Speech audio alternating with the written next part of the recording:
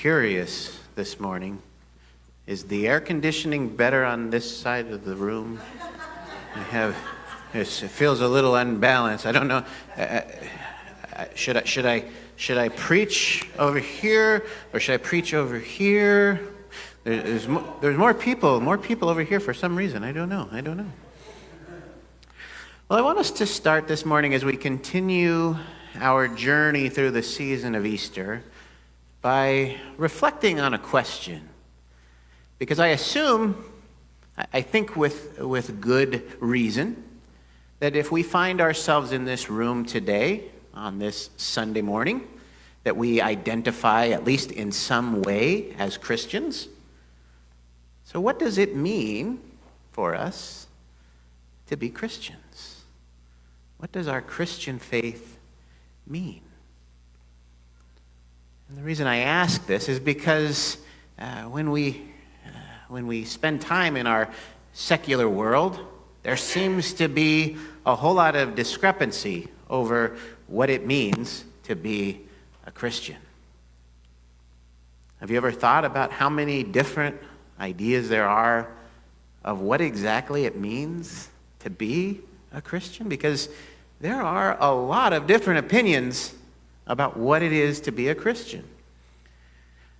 Now, I've been more and more present online lately, and that means that I've been receiving more and more comments, and it seems like every day I can't pick up my phone without opening it to get a message from somebody telling me that I'm not a Christian. Every day I pick up my phone and I get at least one guy, and I don't know why it's always guys. I don't know what that's all about, but it's always some guy who tells me that I'm not a Christian because of some arbitrary reason.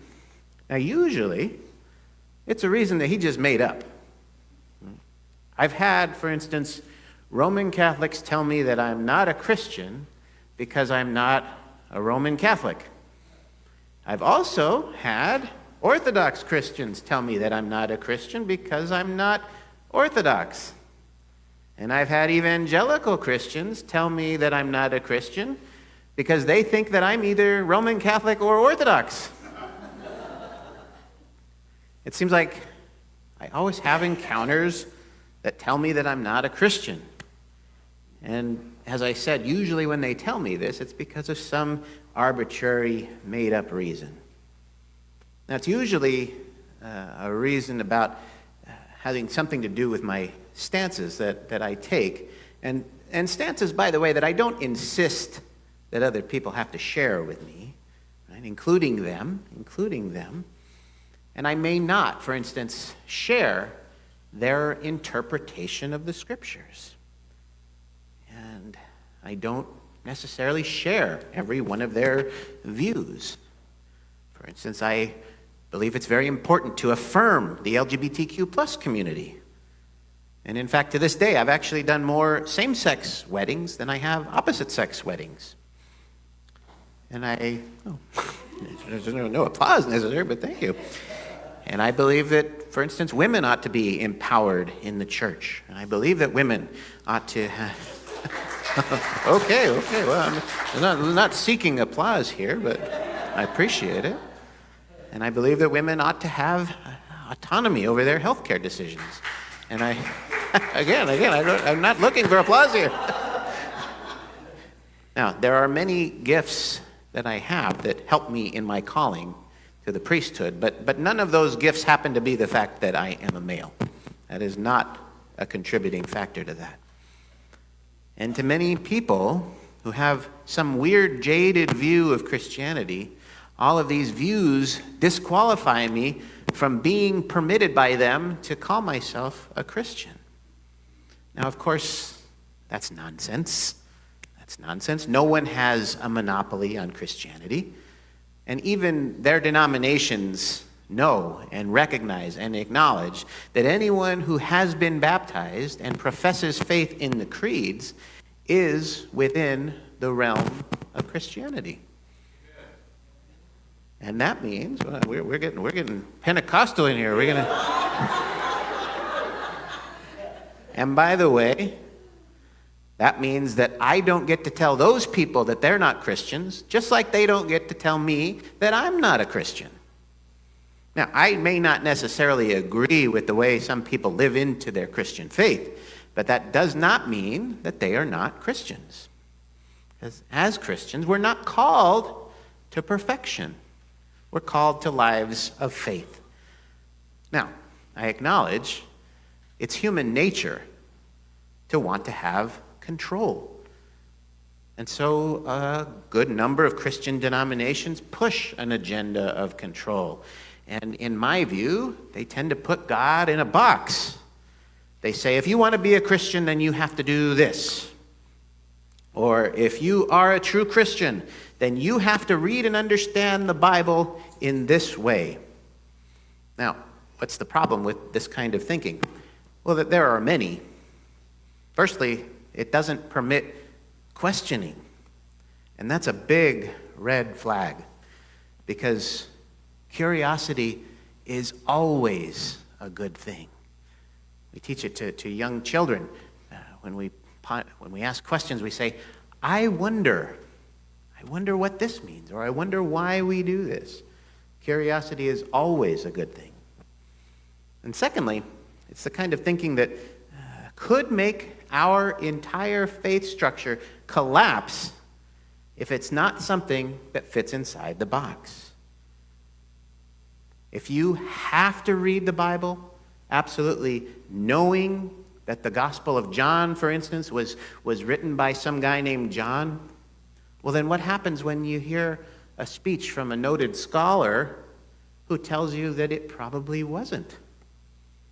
I'll tell you what happens, because I've experienced it. They tell you that you're a heretic, which is, by the way, an incorrect use of that word, heretic. But these people who throw around that word heretic, they're usually not too bright. So what do you expect?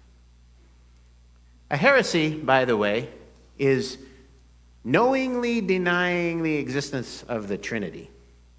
So you have to believe in the Trinity and know for certain that the Trinity is real, and then deny the existence of the Trinity in order to be a heretic. And that seems like a whole lot of trouble and kind of a waste of time, and I don't see why you'd go through the process of becoming a heretic.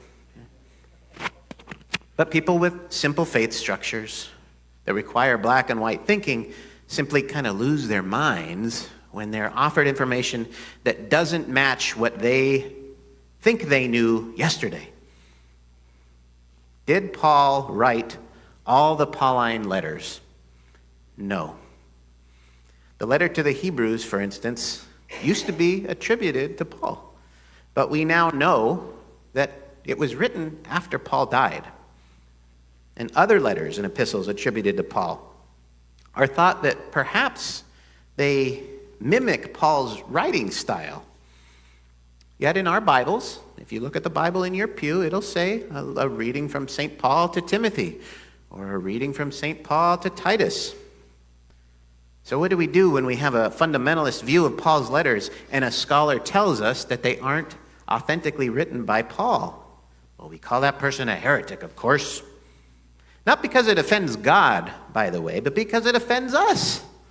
How dare someone tell me that Paul didn't write the 2 letters to Timothy? We want our faith structures to be strong. We want them to be strong enough that these kinds of findings don't challenge our whole faith foundations. And we have to ask ourselves the question, does it really matter if these letters were written by some guy named Paul? It doesn't matter to me. Does it matter if some guy named John didn't write the Gospel of John, including the passage that we shared today? Not to me. Does it matter if the John who wrote the book of Revelation, which we also heard from today, does it matter that that John is not the same John who wrote the other books in the Bible attributed to John? Not to me. Why? Well, because those details don't detract from the messages that are contained within those books. In today's passage from John's Gospel, which which may or may not have been written by a guy named John, and guess what? It probably wasn't. This passage is one of the reasons that John's gospel is my favorite of the 4 canonical gospels. And it's also a passage that to me tells us what it is that we ought to do if we want to consider ourselves to be Christians. It's one of those things that if we all did it, and we all really meant it when we did it, then absolutely everyone would want to be a Christian. It's something we're all called to do, and it's something that is certainly not easy to do. And I'm talking about love. Love. This gospel passage is a snippet from the same gospel passage that we shared on Maundy Thursday, just a few weeks ago. Jesus says, "I give you a new commandment, that you love one another. Just as I have loved you, you also should love one another. And by this, everyone will know that you are my disciples, if you have love for one another." Wow. That's it. That's it. That's what it takes to be a Christian. Love. It's so simple, and at the same time, it's so complex. Just as I have loved you, so also shall you love one another. As Christians, we are called to love like Jesus. Now notice, we're not called to condemn others, and we're not called to reject others, and we're not called to tell other Christians that they're being heretics, and we're not called to some such nonsense like love the sinner but hate the sin. That sentence would be totally fine if it was 1 word long instead of 6, and it just said love. That's it. There's no addendums. There's no discrepancies. There's no conditions. Love.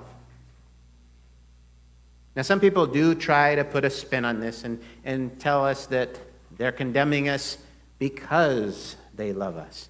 I actually had someone tell me, "You're going to hell, and I'm only telling you this because I love you." What? Gee, thanks for showing the love. I really feel it. And as tempting as it might be to condemn that person in return, I'm really not called to do that either. I don't agree with him, and remember, it's almost always a guy. I don't agree with him, but that doesn't mean I get to question his faith.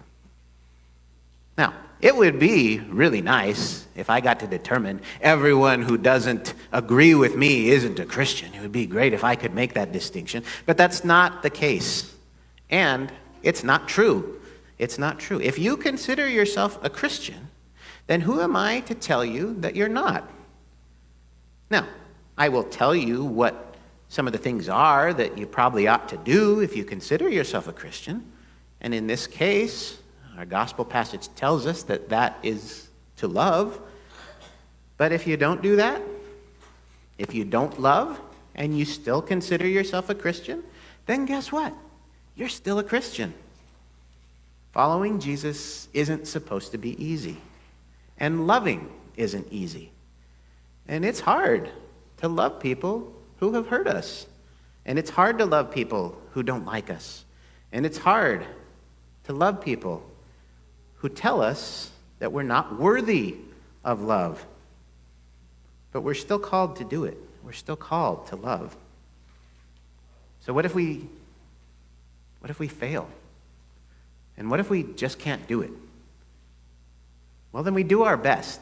We do our best, and we keep trying. And sometimes we try knowing that we'll never, ever get there. But we don't give up trying, and we keep working at it. Now, do we try so that maybe someday we can become worthy? No. We are already worthy. We are already worthy. We keep trying so that we can deepen our relationship with God and with each other. What good does it do to carry around hate and anger when the target of these emotions doesn't even know that we're harboring them. It doesn't do any good at all. And it doesn't make God love us any less, by the way, if we do have those feelings. But it sure makes it more challenging for us to focus on our relationships with God. So be the kind of Christian God is calling you to be. Follow the gospel in the way you understand it, and keep making efforts to understand it better and deeper, and ask questions, and be curious, and allow yourself to wonder. And above all things, love. That's what Jesus wants us to do. And by our love, not by our good deeds, but by our love, people will know that we are disciples of Jesus Christ. Amen.